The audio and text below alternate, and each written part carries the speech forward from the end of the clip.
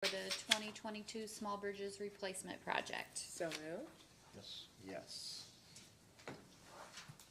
Okay. Anything else before we start our normal, okay, agenda? So our first agenda item is the Children's Services donation of a therapy dog. Can you come and speak of that? Thank you, Susan. Good morning. I'm in front of you today to talk to you all about the possibility of purchasing a therapy dog. Children's Services looked into the benefits of having a therapy dog for the different parties we work for, our partners. We work with the courts, the CAC, the prosecutor's office, and even the removals in our own agency. We have researched it and found that having a therapy dog present with children has great benefit. And there are no other children's service agencies doing this in Ohio, but there have been CAC programs and courts that have. We researched a program in Kentucky that does train therapy dogs to be support to children, and we have located a dog that we would like to purchase. We contacted Warren County Foundation, Tom Sedone, who's here today, to acquire the funds, and those will be available through his organization for our agency. Kelly Carpenter's here, and she would be our handler, much like the canine. We've looked into the insurance. We can insure the dog, much like the canine also, and we'd like to move forward on being able to purchase the dog.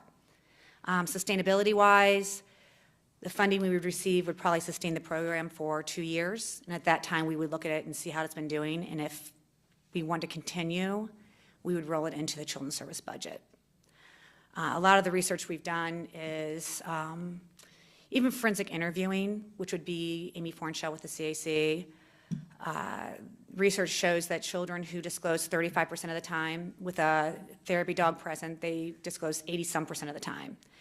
There's definite benefits to acclimating them to the CAC when they arrive. The same thing with the courts.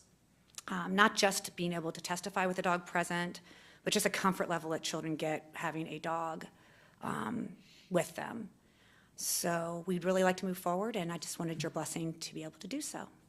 So how is it, where would the dog live and who would, so you talked about sustainability, so I Yes. assume that you purchase the dog, that's probably the cheapest thing. Yes. And then you've got to have somebody to live with the dog and maintain the dog and feed the dog and care for the dog and bring the dog wherever the dog goes. How is that handled? Okay. So Kelly Carpenter, who is my supervisor at the agency, she is the handler, and she'll take the dog home every day, much like the canines. Sustainability for the next 2 years, we will continue to use the funds, and we have a budget that I think I put into your packet. It's kind of an estimated budget of what it would cost. Obviously, some things would be unforeseen, to pay for all the needs of the dogs for the next couple of years, which would be about $10,000. And past that point, we would reevaluate how those costs go. We put in boarding in case she went someplace. In 2 years, if we decided that we were not going to continue, or if, something happened, we would discuss, and with Katie Horvath, we've been discussing how we'll handle that as far as with Kelly and being a handler. So you're not telling me that the picture of the dog in here is the dog you're getting? That is the dog we're getting. That is the dog.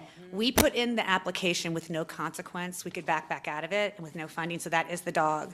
The dog will. It's a puppy, though, It's a right? puppy. It would be here at the end of June. It is going through the training right now through Possibilities for the next few weeks, and then in the next 3 weeks, it'll go to prison and go through I have to say that because I think that's so funny that it's going To to. get sentenced or something? It's like sentenced going to the 6 weeks. bathroom, Yeah, something like that? yeah. And there's a program within the prison for 6 weeks that the dog goes through, loud noises, training program. And then in June, Kelly would go and train with the dog. And that would be a yearly training, and it's insured through Possibilities and through our county. What kind It'd of be dog owned by is our this? county. Is it an Aussie Doodle? Aussie Doodle. Okay. And it'd be about 25 pounds, but that is the puppy. That's your puppy. So the funds, the initial funds are Yes. coming from a grant? It would come from a grant through Warren County Foundations. They would set up, and Tom can speak to this more eloquently than I can. They would contact donors who are interested in this project and want to donate to it. And he would be raising the $10,000 and then put it into our Children's Service Agency where we would reimburse So the Kelly. funds haven't yet been secured? They have not. And we did discuss that, and Tom's prediction is they could be secured within a couple weeks. So that does not seem to be an issue. He has people that are already interested in these type of projects. And then so a $10,000 startup is what you're projecting for the 2 years of Yes. both acquiring and training the dog and then operating for 2 years. And then, if I remember correctly, it was like $3,000 a year after is what you're projecting Yes. the ongoing costs were. We are.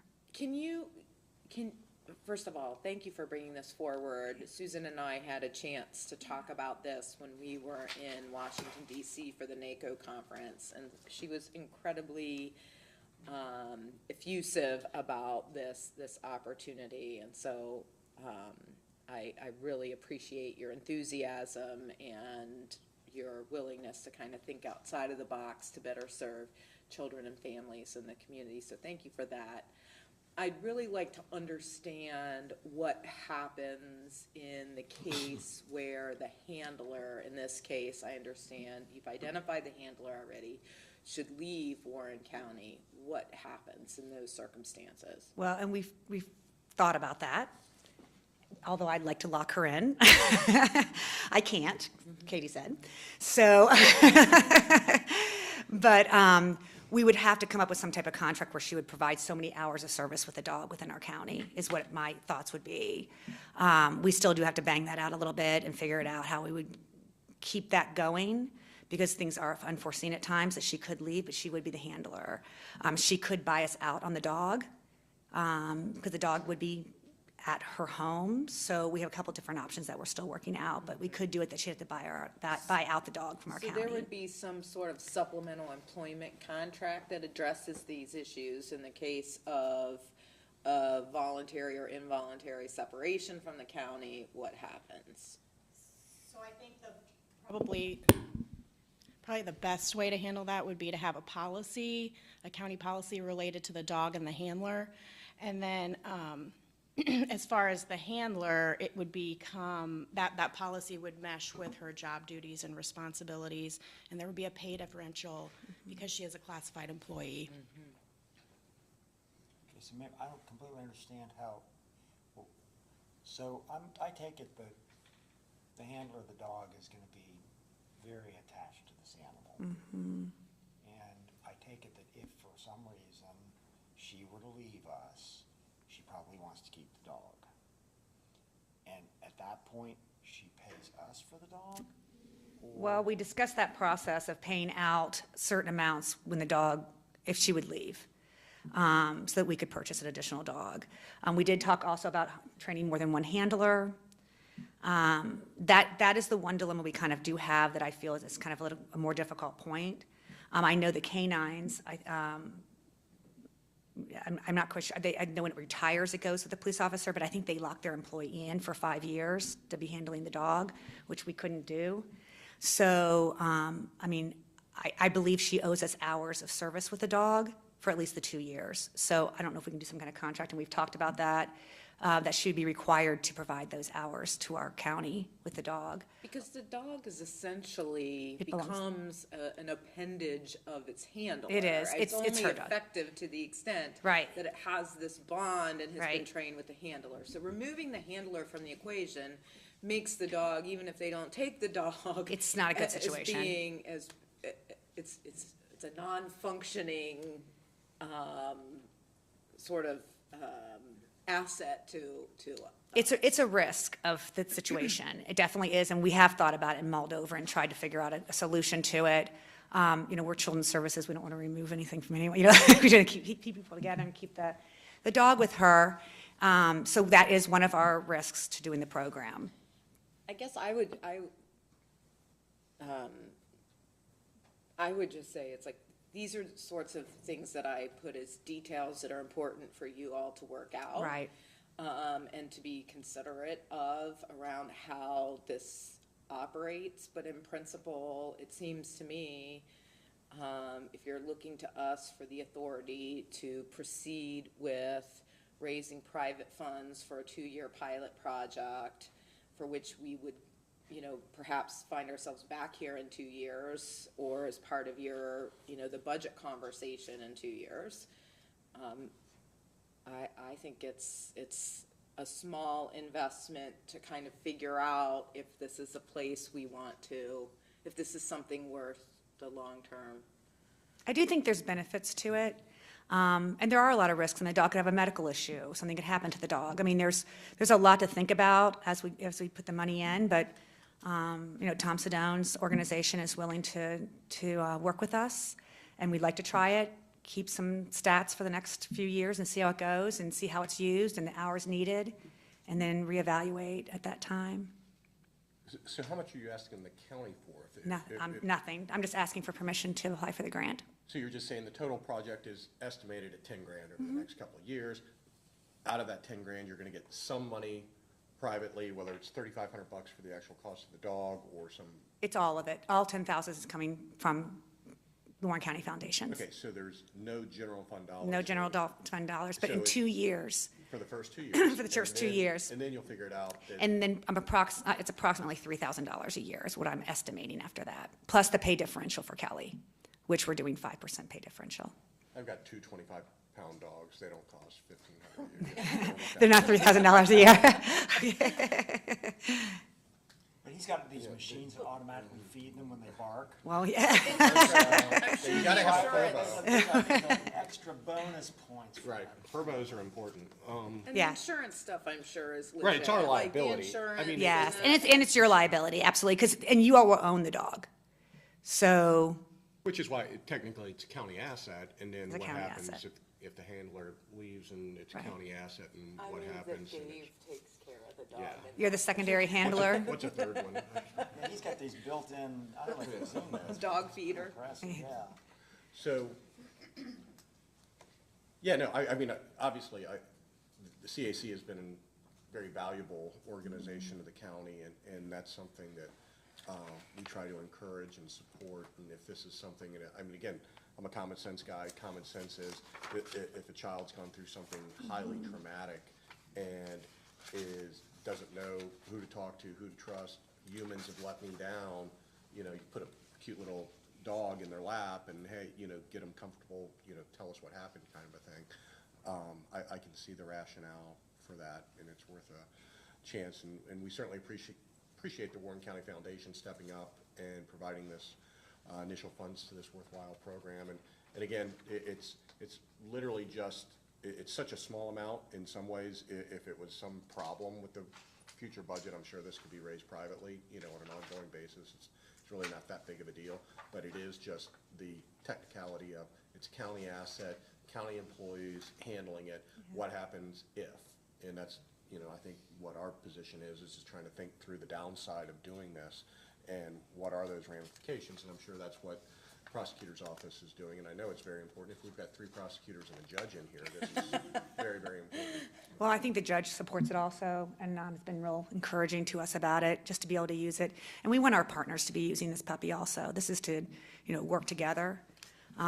Even our visitation center, or just to be able to see how this works, and that's what we want to look at for the next couple of The years. judge wrote us a letter He did. recommending it. He so- did. So did the child advocacy. Yeah. And then they all showed up, We have which all I'm very these heavy lucky. Hitters, influencing us today. Yeah, yeah. Katie, is there anything we're not thinking about that's concern to you? No, initially, when I was asked to give advice about this, I had the same concern about, well, what do we do with our employee who's the handler, and if it's a county asset? So I think there's probably some different ways we could structure, like a buyout if she were to leave, or, which is what the sheriff's office does, or some sheriff's offices do. Ours, I don't believe, does. So there are options. And there's a model that you're able to look at. I mean, we see canines in our law enforcement, and We there's some. do, yes. Their handler is covered by a CBA agreement, so it's slightly different, but yes, we can definitely look at their policy as a model. Well, I'm in favor of it. So I think that these technical details and how you handle separation and what happens with the dog and how best to function with this. We I mean, I think the dog anticipate should that- come here, though, for We our will. meetings, Tuesday Yeah, mornings. We'll bring at them Tuesday 9 mornings. a.m. You have it reserved. Well, I could definitely use some comfort sometimes. When we have meetings like we had Zoning last week. hearings, zoning hearings. So do you need us to do a resolution or just to say go forward? Do we need a resolution? A resolution to apply for the contract, funding, the grant?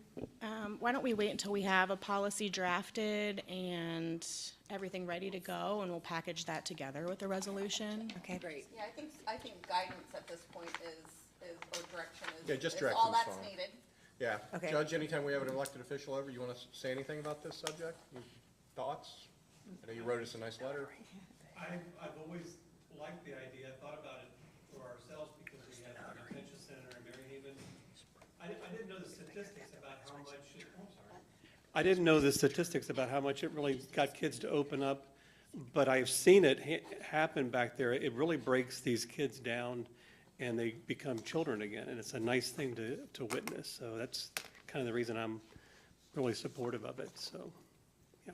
And again, thinking about the downside, and I hate to say this, would there be a defense attorney that comes in and says, this is all made up because you guys sucked this child in and made up this great story because you provided this puppy, you wanted the child to say this, therefore, so is there, and again, I hate to ask that question, but that's a legitimate question, I think, that is that putting the entire case at higher jeopardy legally because they're gonna say you used a prop to come in and influence someone that's testifying, trying to put my client who did nothing away in prison, and they're just saying this because you handed them a puppy.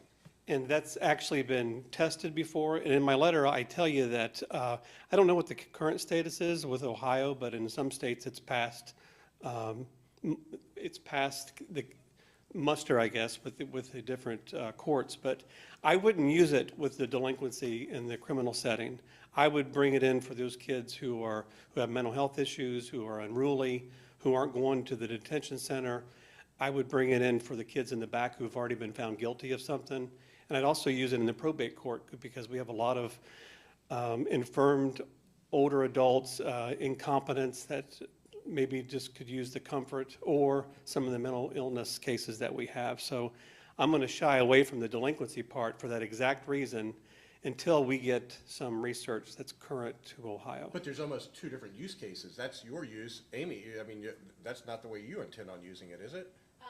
We'll probably initially start by using it, we'll initially start using it more in our waiting area, because at that point, the more the child just relaxes before going in for the interview, then they're able to be more comfortable. And that's even what our staff does, but a dog's sometimes better than a person, right? So like, I think that'll be kind of our initial thing, because there's some guidelines on whether the handler is supposed to be with the dog at all times. So the handler isn't supposed to be in the interview room, you know, when the interview is taking place. So the dog at this point would not necessarily be in the interview room until we can further look at that research. But the dog could be in the waiting area, give that time for that child to kind of relax before they have to go in the interview room. And then I think that'll help them with their disclosure if they want to disclose, if that makes sense.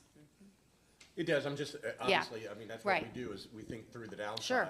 Side of Absolutely, things. yeah. I mean, there's definitely some guidelines in CACs, and CACs do have dogs. There's definitely a positive aspect of that, but you also have to consider we may have another child in there who's scared of dogs. So, you know, you have to look at all of those type of things. I don't understand that, but I love dogs. But, you know, that is a reasonable thing. So, but yeah, absolutely, it could be a definite comfort, emotional support thing for the child initially, and then we'd have to look at whether or not we could actually bring the dog into the interview room, because the handler is going to know the dog and going to know whether that dog's getting anxious, whether that dog's got to go to the bathroom and those type of things. So if it's in the interview room with the child and the handler's not there to notice those cues, then it could, you don't want to create anxiety for the dog. Yeah, I would definitely research that though, because again, if I'm a defense attorney and it's one thing out in the waiting room, just getting them comfortable, it's a totally, and in my humble opinion, it's a totally different matter to have it in the interview, sitting on the child's playing with it, tell me what happened, whatever, all of a sudden, well, wait, did you take the dog away because the child didn't say what you,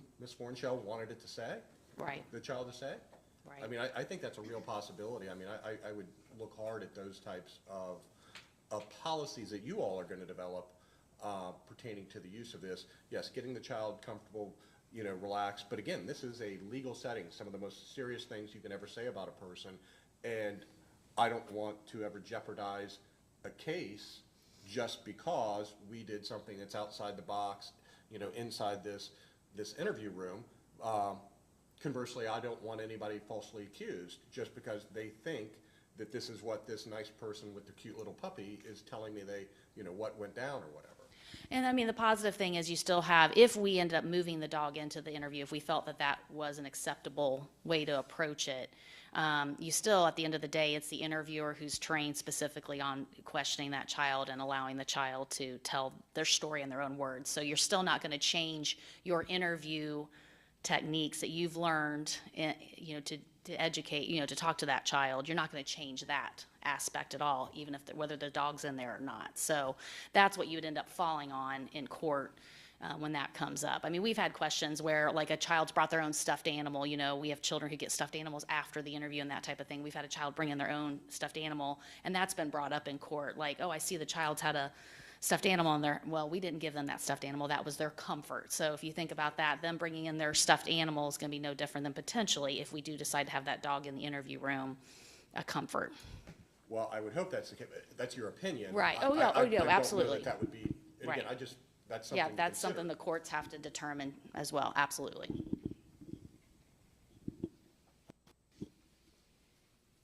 Very good. I think the board is saying, yeah, move forward with the program. Okay, thank you so much. Thank you. I'll keep you guys updated. We'll get that policy together. Thanks, Susan.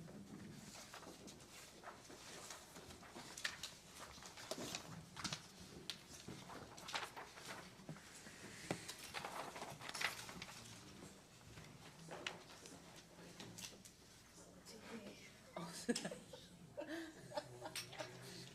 my chin. Why is that on? It's my chin.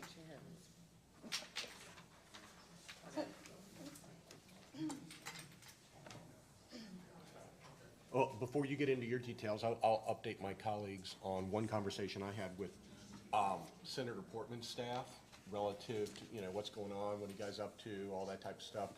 I mentioned something about broadband and, we're going down that path and how good this could be and all the things we're doing and how cool it is to leverage these dollars and get these extra dollars, and these private firms are in fact doing that, where government gives $1 and they might invest $3 or $4 or $5 of their own. And he's like, oh, I'm familiar with it, don't do it yet.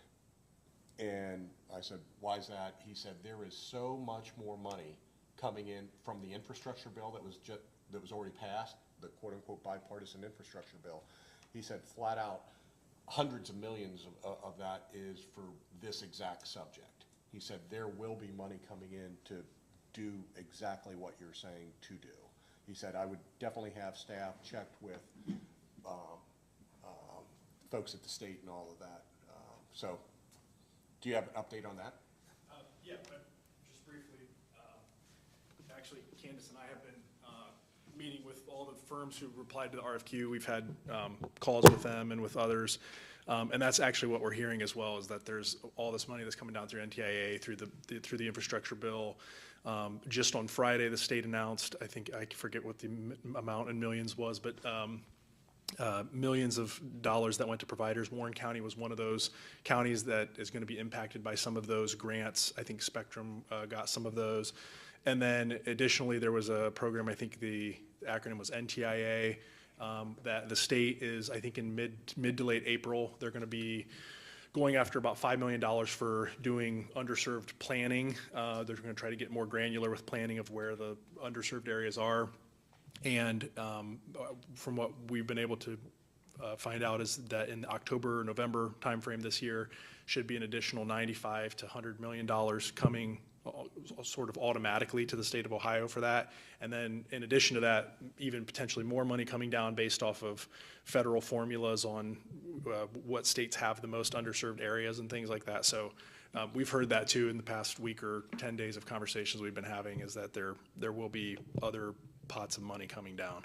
So I would officially advise our board to maybe tap the brakes on us spending, what was it, 3 to 5 million of these ARPA dollar allocations and moving forward right this second, because essentially what we're hearing is we're not gonna have to spend that money. That's gonna be covered in some ways. Yeah, actually, so myself and Paul and Gary and Adam, we were gonna, I think, have a meeting set on Wednesday. We're gonna kind of review the conversations that Candace and I have been having over the past week to 10 days.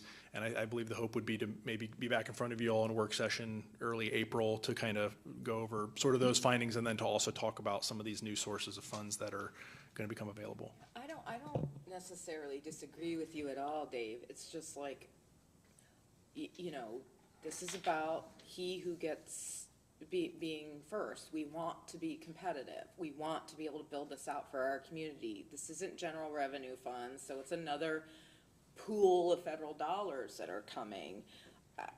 You know, I'm encouraged to hear you say you'll be back perhaps in a couple of weeks, but these are federal dollars, and then these are potential federal dollars, and these are federal dollars that are, you know, for this purpose.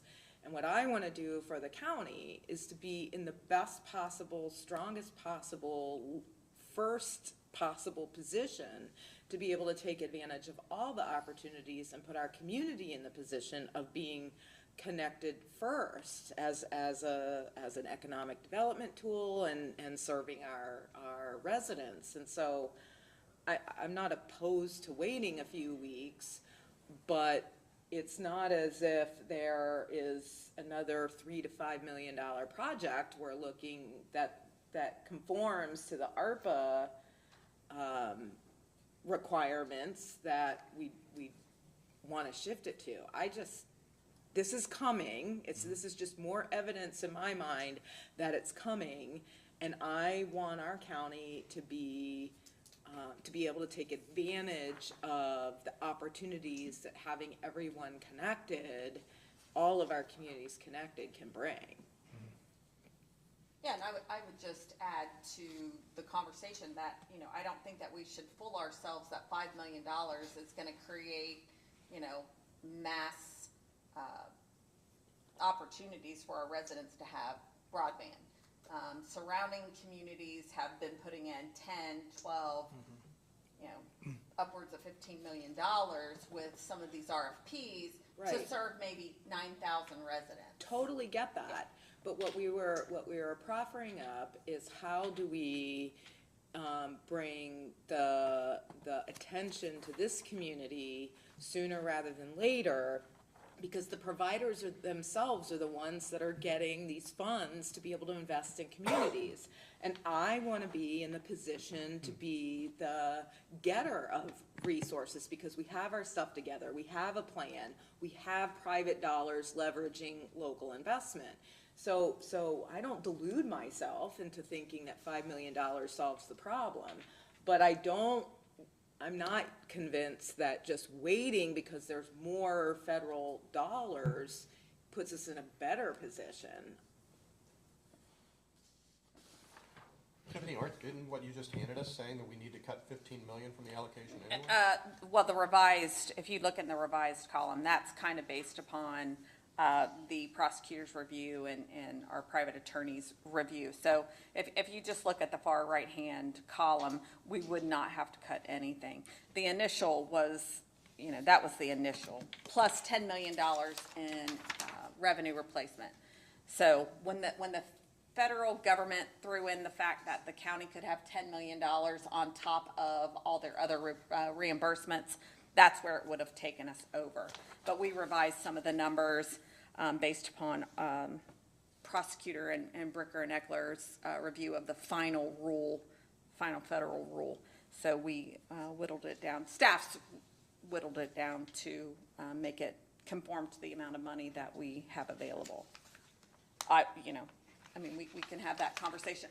I do think that, you know, Matt, the group is going to get back together and discuss it, but I do think that the recommendation would probably be for us to hire someone like the last gentleman that, provided you the proposal to walk us through writing an RFQ or writing an RFP, and, you know, helping us evaluate the proposals and those kind of things.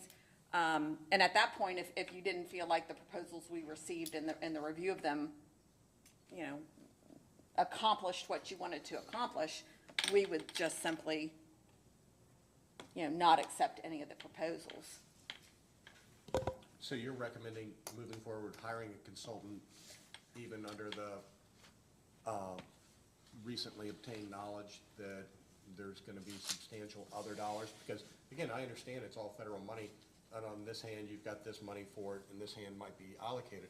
I'm just saying that we have 45 or 60 million, whatever the number is, and if we're carving out 5 million to go for this, where there's additional 5 million that we can't do anything else with, that has to go theoretically to this project. Is there something else worthwhile we can do with this $5 million pot on this list that is extensive? It's not just broadband money, it's this. Well, I do think it's one of those things, we don't know what we don't know in terms of the proposals we might receive, and the new money that we're going to get. Once again, like I said, you know, $5 million is not gonna, you know, we're gonna need access to all those other dollars in order to make the impact you want to make, in providing broadband to your constituents. I think we're assuming that. I mean, we saw, what was it? There was a 5-to-1 leverage ratio in northern Kentucky that $5 million gets us a $20 million project, $25 million. And again, from the numbers I saw, the vast majority of this county has Wi-Fi available to it. It's just, do people choose to pay a service fee? And then there's also, maybe that's something, an educational process. There is federal subsidies for Wi-Fi to people that, hey, you know, that there is Wi-Fi in downtown Franklin, but are people choosing to tie into it? Well, and I do think it is a philosophical question to the board. You know, do you want to provide broadband to those who are unserved, period? Or do you want to provide it to underserved communities that can afford it and maybe make the decision not to purchase whatever? Or do you want to target the areas where they are lower income, you know, the lower income areas, and having it available? So there definitely a philosophical question involved in it. I mean, I guess you know, like the feedback we heard last week, it's like, we want to serve everyone. We want the big, bold, bodacious goal. Fast, faster, fastest. We want it all. And that doesn't mean we can do that, but I think we have to be aspirational in what it is we're trying to do, because this is the speed of business. This is our ability for our employees and future employees to be able to use broadband service is, you know, is everything. And so what I just would, the thing I am conscious of is a bird in the hand is always worth two in the bush. And I don't see the rationale for slowing things down. In fact, if there is more federal dollars coming, that to me argues that we should get moving and have some, you know, framework built out, see what we can get in, you know, get ready to move. And then as more dollars, I think it puts us more competitive to be able to get more of those dollars. I mean, I just think the answer to all of those questions is yes. We all, you know, scarcity is, it, you know, forces us to make choices. But I don't feel like, you know, all this information around more dollars is telling us that we need to make that choice, at least right now. If I understand it, so the proposals that are in the future are going to earmark specific money that is only to be used for broadband services. Is that what we're hearing, David? In other words, that it's supposed to be just for that? I'd rather ask the expert that talk to him. Well, yeah, I think that some of the funding that was announced like last week, and then some of the new funding that will be coming down, it would be earmarked more for service to underserved areas directly. I mean, it will be earmarked Right. pretty specifically to that. So, and the funds that we already have are not purely earmarked for that, it's just that we can use them for that purpose, is that right? That's my understanding, yes. All right, so, and we don't know, of course, how much we want to spend or how we want to allocate it. Obviously, we've had a couple of weeks of discussions about this. So, do you have a recommendation on how we proceed? I believe there's merit in what Commissioner Jones is saying and what Commissioner Young is saying. I'm not sure that a week or 2 weeks makes a difference here. In fact, I'm pretty sure it doesn't. But I would like to have since you're the closest to it, what do you recommend that we do, if anything, at this point? Well, I would like to kind of get a chance to talk with Paul and Gary and Adam, and especially Paul and Gary, because I want to, one thought that's been going through my mind for you all to think about would be the potential to potentially utilize the ARPA funds for county-specific infrastructure, because to the point of the fact that you're going to have other funds that are coming down that are going to be targeted towards servicing underserved residential populations, there might be other sources of funds to service that cause. And so I wanted to at least present that as an option to take the ARPA funds and maybe pull them back for, some of the things with our cell towers and 911 systems and things like that of more core county infrastructure. But Commissioner Jones, to your point though, I think the other flip side to that coin is, everybody that we've been talking to has said is that you can build these systems piecemeal. It might seem counterintuitive, but you could lay, we could go out to bid for, let's say, $5 million, and if we get matching funds from the private sector, we could build a $25 or $30 million project, and then as these new funds come down later in the fall, they can tap into what's already in the ground, and it probably helps them with just build out a more robust proposal. So I don't know that I have probably a great recommendation at this moment, but You would like to do some more consultation and come back? yeah. I'm in favor of that. So, Good enough. all right, didn't mean to hijack you. All right, are we at the point in our meeting to go into executive session? What are you talking about, Tiffany? Yeah, so what you have before you today, and I think I emailed this information out to you on Friday, just to give you the opportunity. You saw the original framework back in, I believe it was October and November. Since then, the Treasury has come out with the final rules, so we had to go back and make sure that all the things on the original framework could carry over. We did find there were a few that did not carry over. Specifically, we had a request relative to an elevator in South Lebanon, as well as I believe Chris had a project, Dale Acres, that we could not find a way to use ARPA dollars for that project. Other than that, everything on the list you saw previously. We just had to recategorize it into the buckets that the Treasury called out in the final rule. We would really, Martin and I have been working on this for some time, trying to refine what the projects are, their eligibility. We would really like to move them forward and getting them papered and or procured. Yeah,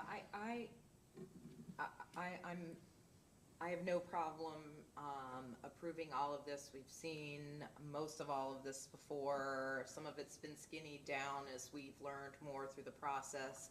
And so I'm certainly fully comfortable with moving on to the next phase. I do want to be sensitive to the conversation we just had around the broadband piece, which I think is that piece is just still in a holding pattern. We're going to learn more information. I think that's still an open question. But with that exception, which I guess I would move to just support this in total. but understand that there is more information around that $5 million that we have. We're not moving ahead with the project yet, I guess is what I'm saying, but still kind of keeping those resources in a hold. And I would also mention, you know, 2 items on here that I do think are a little high at this point. You know, the healthcare expenses to ourselves, you know, we factored in the highest amount of reimbursements for COVID testing. Obviously, I do not believe we will come anywhere close to that. I don't know what the current number is. The temporary testing we had out in the parking lot for the health department, we factored in a pod rental for 6 months. I believe we only had it for a month. So those we will have dollars available out of those that we could reallocate. We're still trying to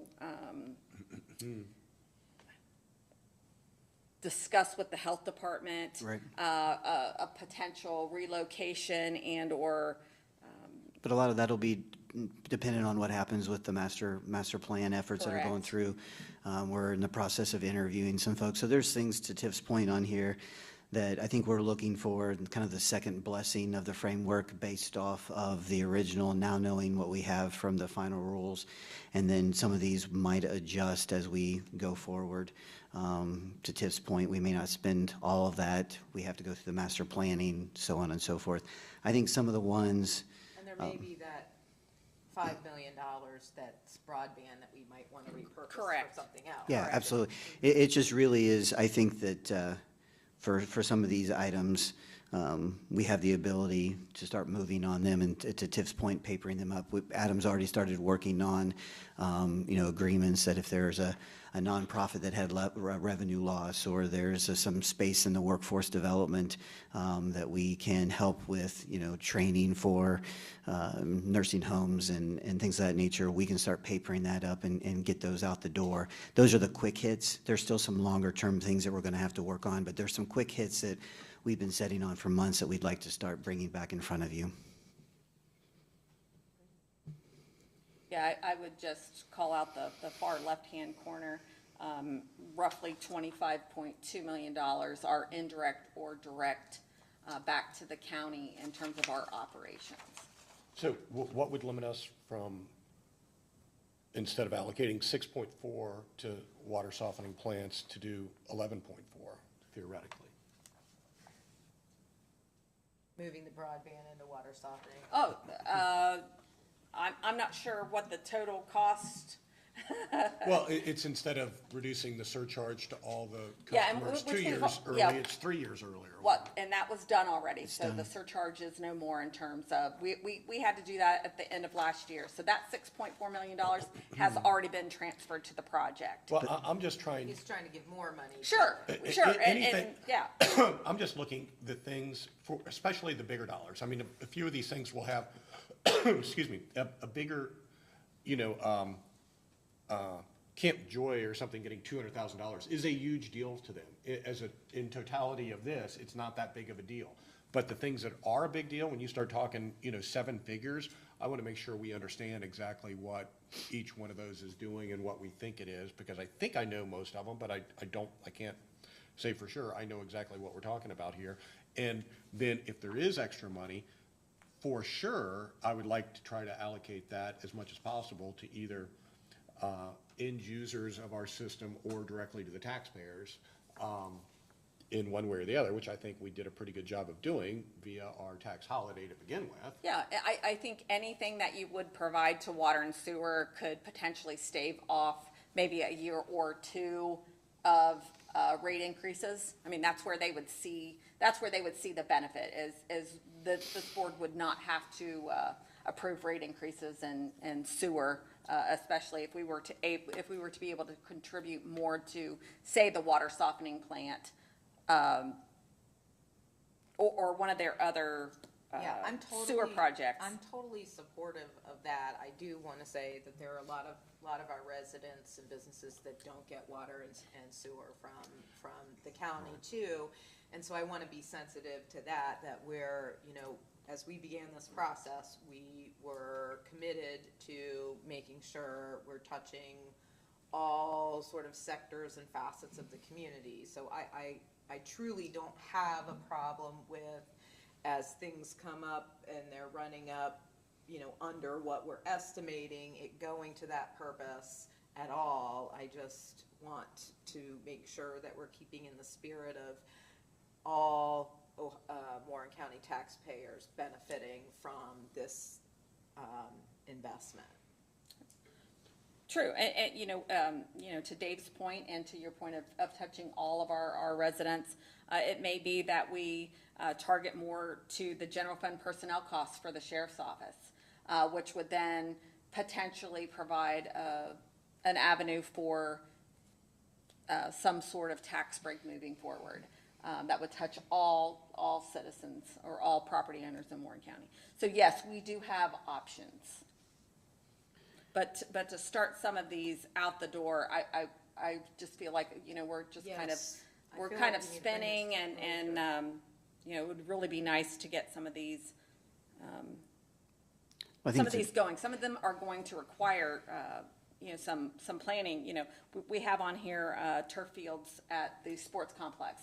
You know, that's going to require the CVB to plan how they're going to step that out, which will make a huge impact to their operations, as well as being able to bring more teams into Warren County. I mean, that will be huge to them. The same with the park board. You know, they want turf baseball fields. That would be huge to them, being able to ramp up their tournament schedules and assist them. So yeah, there's some really good things on here. We did try to provide a list that touched all areas, you know, nonprofits, the county especially, you know, at $25.2 million, with the ability to reallocate based upon how the numbers actually come in. So there's some let me- exciting things. So the sheet with the yellow, Yes, those are things that's already done. we have It's in committed to, process. they're in process or have been expended. The remaining sheets that are not in yellow are the ones that you're talking about today, as spinning your wheels. What is the advice of this board with regard to what you should do in the near term with those? Is that right? Yes, I would like the blessing to move forward with, you know, the items that are not highlighted, and start papering those up. Is there any ones, since we've talked today about the broadband service and getting some future input on that, are there ones on here that you would like to have us to immediately ask you to proceed with while we withhold that on some other items? The only one on the list that I think, you know, is kind of still in that holding pattern is the broadband. Okay. You know, the others, you've had a presentation on the child care enhancement. You know, we've talked about the health department. But we're not done talking about the child care enhancement, are we? We can certainly have another conversation about it. Lauren was gathering some information, you know, to disseminate from 4Cs.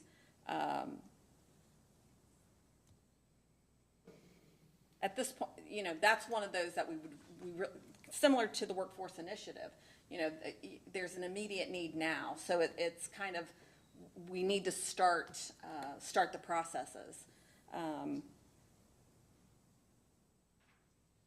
Because it will take some planning, it will take some, you know, thought behind rolling this out. It's, you know, I know, Dave, you've been involved with the workforce initiative. I don't think they were asking for $400,000.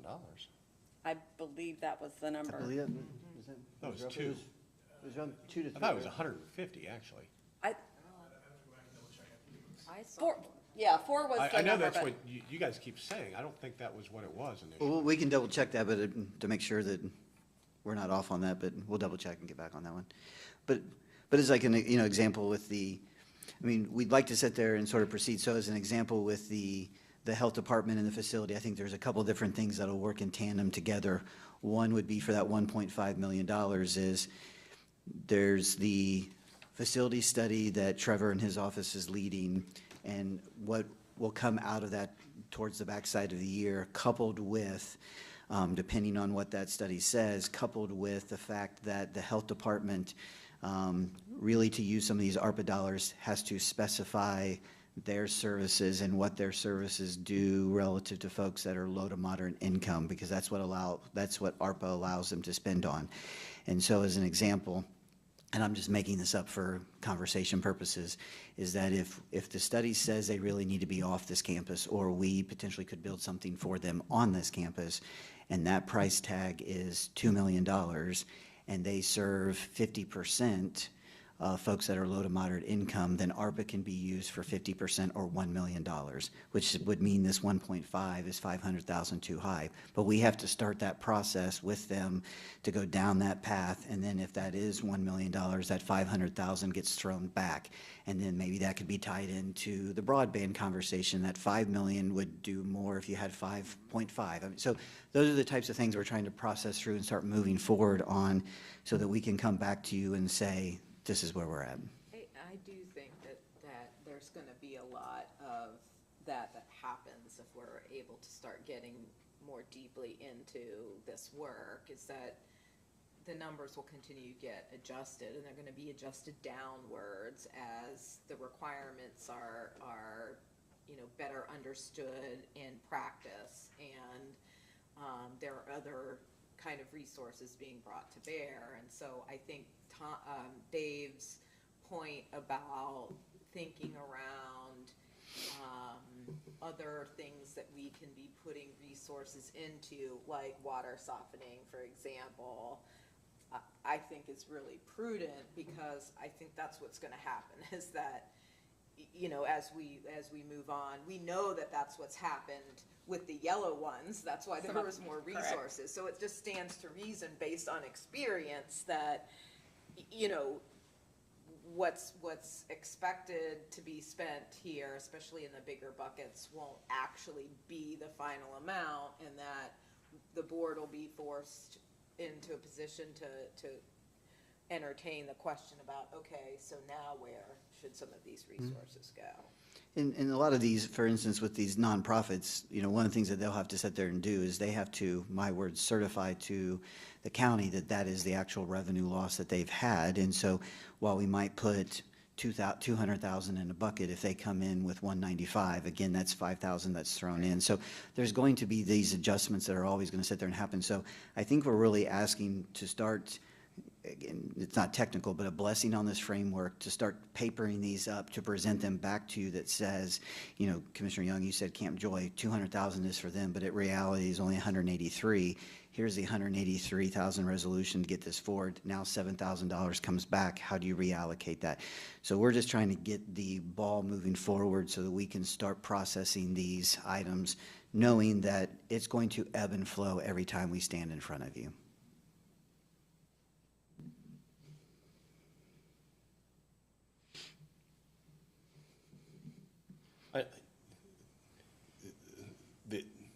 I'm the easiest guy in the world, and most of the time it's just kind of, we've talked about these things multiple times, but in kind of rubber stamping, move ahead. But with this much money, I just think I would feel marginally more comfortable if you guys just kind of went through the list. And we, again, we're not theoretically authorizing you to spend this money on this. We're just really giving a ballpark umbrella. This is the initial asset allocation, and these numbers can change a little, they can change a lot, or they could go away. Is that what we're saying? Yeah, I think so. Again, with the health department facility, if I use that, I'm not trying to use that one and beat the dead horse on that one, but using that as an example, it became very clear during COVID that the health department's current facility was just too small. People are packed on top of each other. They had to be spread out based off the 6 feet. It just didn't accommodate that. I don't know if we're going to have COVID, another COVID in 10 years, but it just kind of demonstrated that was the case. In reality, it was a little bit of, we thought, kind of under the initial rules, kind of a no-brainer that you could do something with the health department facility because it would meet the guidelines. As the lawyers and everybody dug into it a little bit more, what we found is that it could only be used for a portion of a facility based off of how many low to moderate income individuals that they served, an underserved population. I understand that, but that's just, Literally what a joke our federal government is. but but we're not, but we know, I think we knew that there was an initial need to address. We know that there still is a need that needs to be addressed, and we're trying to address it based off the rules that have been brought forth. Once we have more information from the facility study and what Dwayne and his staff are able to bring to bear, we'll come back again with hopefully a project that says, for $1.3 million, we can do X, and then you decide as a board whether that's good or not. If you decide it, then great, we're 200,000, we throw back into the kitty. If you don't like it at all, you have $1.5 million to put back into the kitty to go out to other projects, or whatever the case might be. I just think I appreciate all the work that you all have done in all of these projects. I feel like in our one-on-one conversations, you've answered all the questions that I have about it. I hear you that we need to move these projects to the next step to start to fill in some of the unknowns and to get a better handle around expenditures. And I just, I don't know why we would continue to belabor the point. I'm certainly in favor of kind of moving things out, to the next phase. The ones that have already been expended that are in yellow, did we give our prior, just remind me here, did we give an express blessing to move forward quickly with those ones? Yes, Okay, so now with regard to the ones that are not, we have not done that yet, is that correct? that's correct. No, but we would be back in front of you for each of those as they come forward. As they get papered. Now if there are ones that you want a presentation before we paper it, I would like to know that, so that we don't spin our wheels on, that the board doesn't desire to. Well, which one of the non-yellow ones, just in terms of your priority, do you want to start moving forward with immediately? Well, I can tell you the childcare one was one that we've talked about previously. I know the workforce initiative one, that Dave's been involved with was one, and we can double check that number. That's been one that I know the gentleman and with the Health Collaborative, I think is the name of his company, has been discussing with other counties about, trying to leverage all of our funds together to get this LPN Gateway initiative that he's, has an idea about to assist in the nursing homes and getting people trained. That would be another one. We know that that's an area that's hard hit, just like the child care and Commissioner Jones mentioned previously, that needs stabilized. Broadband, we're gonna hold off on that. I know Chris has some sewer improvement stuff that needs to go on. The larger dollar items, to Dave's point, are things that, we do need to move on. I would think that the sports tourism stuff and the Armco Park, these are seasonal, in many instances, they're seasonal. I would like to get those moving forward. You mentioned that the park board definitely, they've been in contact many times about their sediment pond at the Deerfield, Landon Deerfield Park. They've been working with the EPA, and it's something that they're desperate to get dredged and done. We did the same thing with Armco Park a couple years ago. Because that needs to get done. The EPA is breathing down there. That's correct. That's my understanding, that needs to be done.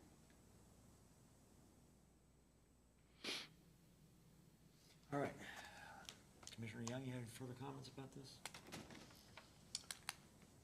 Yeah, if we're just talking about in general, these are the parameters of, we've discussed each one of the items under project title. Yeah, we've discussed those, what exactly they look like. Honestly, even, we're not picking on it, but it's the first one, relocation of space. What the 30-second elevator synopsis of what's going on there, why, went from 3 million to 1.5, that just made me feel a lot better of why are we spending $1.5 million on this? And again, that's kind of my point of, these are significant taxpayer dollars. I just want to make sure that we're all on the same page. you know, what is it that we're approving, just, you know, line by line?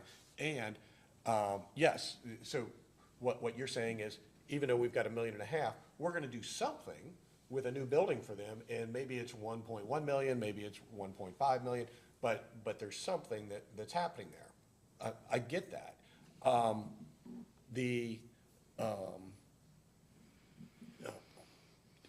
I think we've talked about the multi-sport venue, you know, multiple times. We just wanna, you know, yes, are we in favor of spending up to $3.5 million for another major sports complex that's gonna bring in all these tourists, exactly like what Armco Park theoretically was going to do, and then in reality has done, and that we continue to spend some money upgrading that to bring in even more tourism, because again, that's our number one, number two industry by far.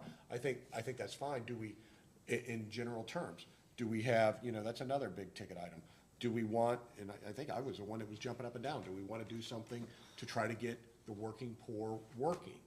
Yes. So an initial concept of, hey, that's $6.8 million we're going to try to do towards this. Am I okay spending $6.8 million towards getting people from staying at home and getting government checks into participating in the workforce and bringing themselves out of that? Theoretically, yes. What are the details of the program that was initially presented versus what are we approving out of the $6.8 million? I would like to know more details about that. What exactly, because that's a boatload of money. Well, I would just recommend that we do some offline conversations, one-on-one with you all, again, to get questions answered. And if we want to bring everything back through here again and do a public work session on all these items, we can certainly do that. We obviously have to, you know, I feel like on everything that's on this list, I feel like I've done the due diligence around it and I'm comfortable with it. I'm certainly okay if the board wants to bring all of these projects before in a public work session to do that too.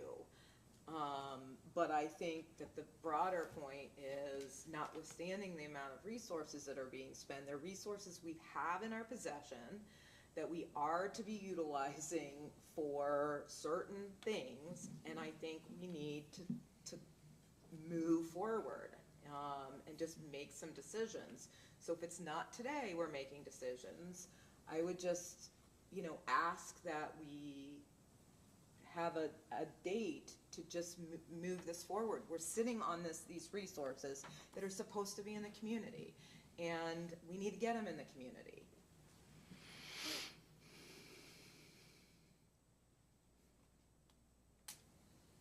Well, we have been doing that. Obviously, we've got large parts of the sums already committed and already focused on. The ones that we didn't do it yet, we had some questions about, and of course, the result of this is that, you know, we've had cutbacks in order to meet the actual funds available, which is what has been accomplished. I'm still, I have some, you know, just like on the broadband one, I'm not completely certain that I'm comfortable with everything that's on the list because of the fact that, yes, we will be spending the money, but is this the right allocation? And that's why I've asked the question with regard to what is important for us to focus on immediately.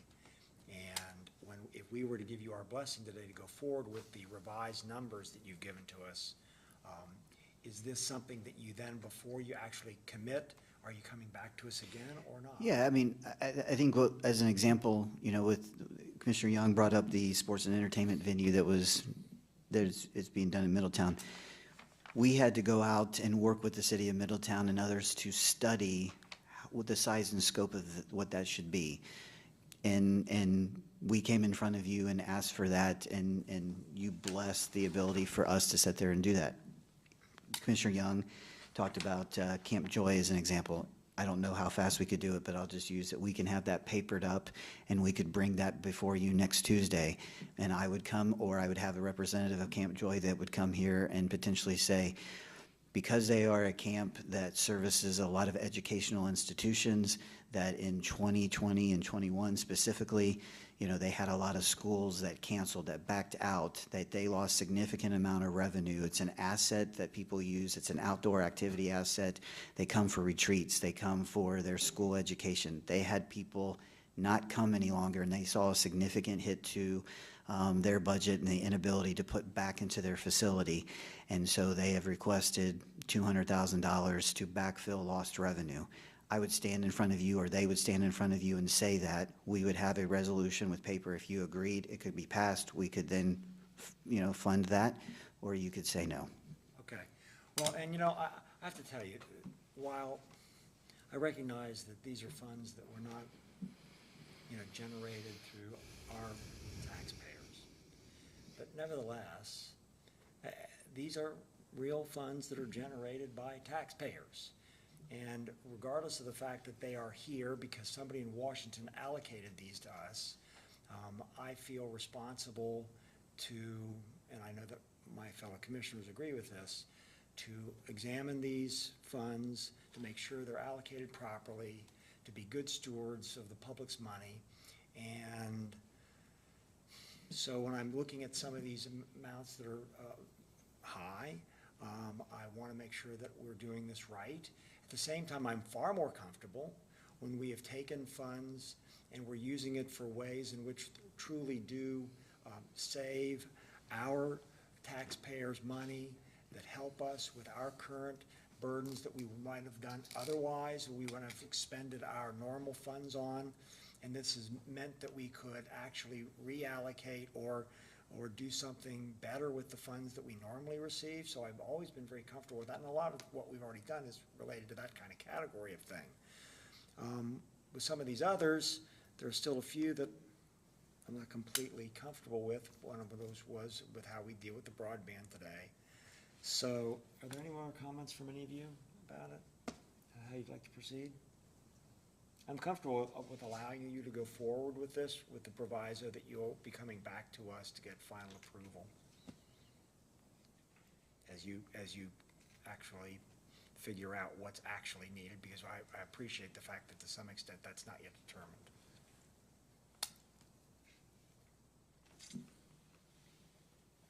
Are there any other further questions of myself or Tiff?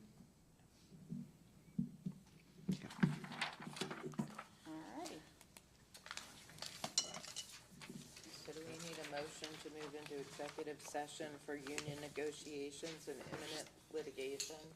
Yes. And yes. So moved. You do not anticipate action